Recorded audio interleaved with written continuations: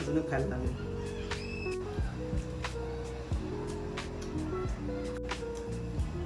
मस्त झालंय. संपलं. हा पूर्ण ताट संपेपर्यंत व्हिडिओ करणार आहे. Hello hello hello. आज एकदम गुजराती बेत ठरवलेला आहे मी आणि उंधियो करणार आहे, त्यासोबतच श्रीखंड करणार आहे आणि पुऱ्या करणार आहे.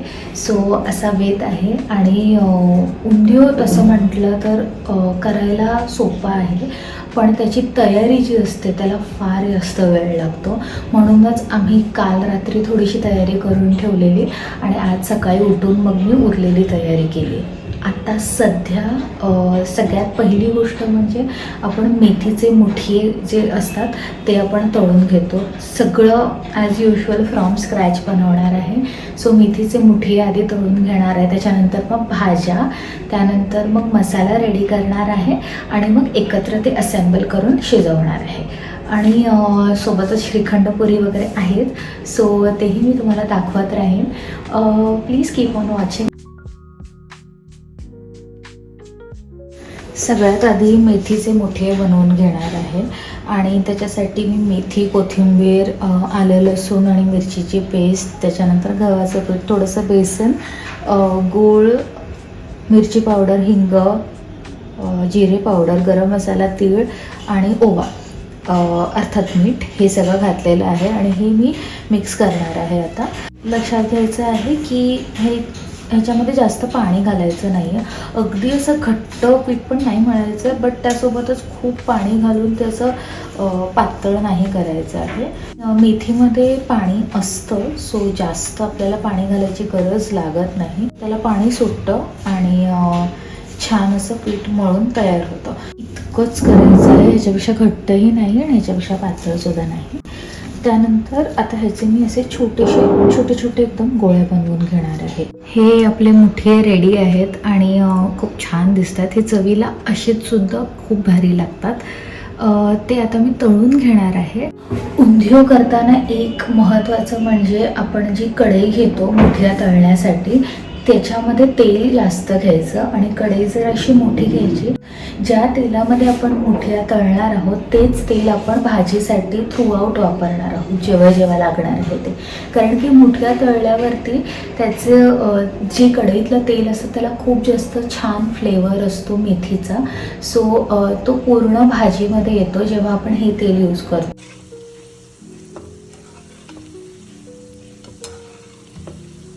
ओके, सो मी विचार केला मुठिया तळून होईपर्यंत आपल्याकडे बराच टाईम स्लो फ्लेमवरती आपल्याला तळायचे आहे. सुरती पापडी ही आपण शिजवून घेणार आहे. 3 ते 4 चमचे तेल घेणार आहे. ह्याच्यामध्ये मी लसूणची पेस्ट घालणार आहे.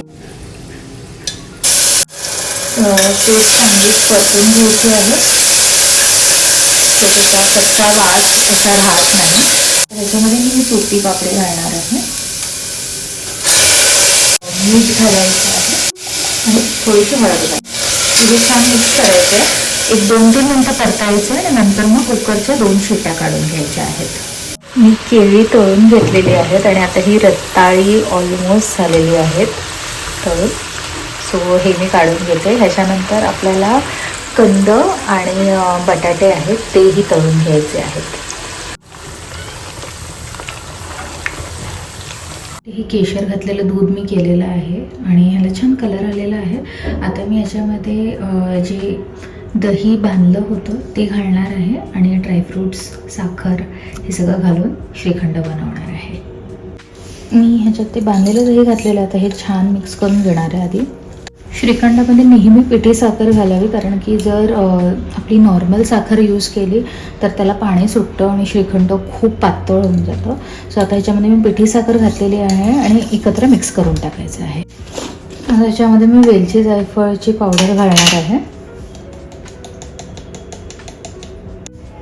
आणि ड्रायफ्रूट्स. थोडं नोट केलं असेल तर लक्षात येईल की आपण जेव्हा घरी श्रीखंड करतो तेव्हा त्याच्यामध्ये अजिबात कलर वगैरे यूज करत नाही. नॅचरली केशरचा जो हलका पिवळसर रंग येतो आपण तोच ठेवतो. सो जरी ह्याच्यामध्ये मी केसर घातलेलं असलं आणि हे केसर आणि ड्रायफ्रूट श्रीखंड असलं तरी हे येल्लो नाही आहे, कारण ह्याच्यामध्ये बिलकुल कलर नाही आहे. केसरचा जो नॅचरली कलर येतो तेवढाच आहे. एकदम सुंदर दिसणारे श्रीखंड रेडी आहे. ह्याला मी छान गार्निश केलेलं आहे आणि आता फ्रीजमध्ये ठेवणार आहे. मी कढईत तेल घातलेलं आहे आणि थोडंसं जिरं, हिंग आणि ओवा घालणार आहे. गॅसची फ्लेम लो ठेवायची आहे. ओवा आणि जिरं छान तडतडलं की ह्याच्यामध्ये मी शेंगदाणे, मिरची आणि लसूण हे मिक्सरला थोडंसं जाडसर वाटून घेतलेलं आहे ते परतणार आहे. मस्त दिसतंय ना.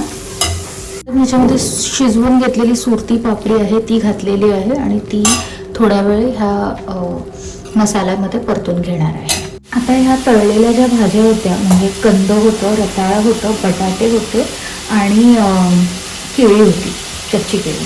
सो त्याच्यामध्ये मी हा मसाला घालते. आता ह्या मसाल्यामध्ये काय आहे, खोबरं आहे, कोथिंबीर आहे, जिरे पावडर आहे, थोडासा गरम मसाला आहे आणि हिरवी लसणाची पात आहे. आता ही छान मिक्स करून घेणार आहे. भाज्या किती छान वाटतात ना. हे छान मिक्स झालेलं आहे. आता ह्याच्यावरती मी मुठ्या ठेवणार आहे आणि ह्याला झाकण मारून असं एक 5 ते 10 मिनटं होऊ द्यायचं आहे. एक लक्षात घ्यायचं आहे की उंधिव आपण ज्या भांड्यामध्ये करतो ते जाड तळायचं पाहिजे, सो दॅट उंधिव खालून चिकटत नाही.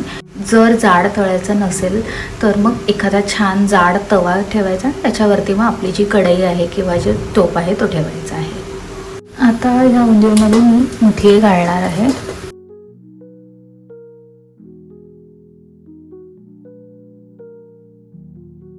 साठी मी पीठ मळून ठेवलेलं आहे आणि आता पुऱ्या लाटायला घ्यायच्या आहेत पटकन.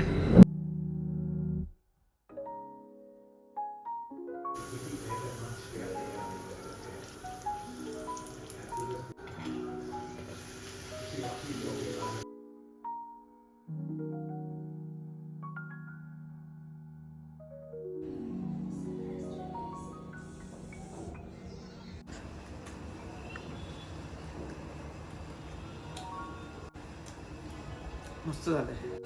आणि मला श्रीखंड सांग कसं आहे.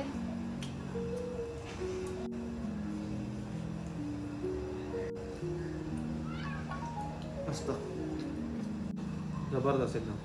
खरंच येस येस. आवडलं तुला आता. हो. लेट मी नो तुम्हाला उंधिव आवडतो का आणि तुम्ही कधी बनवलाय का. बाय.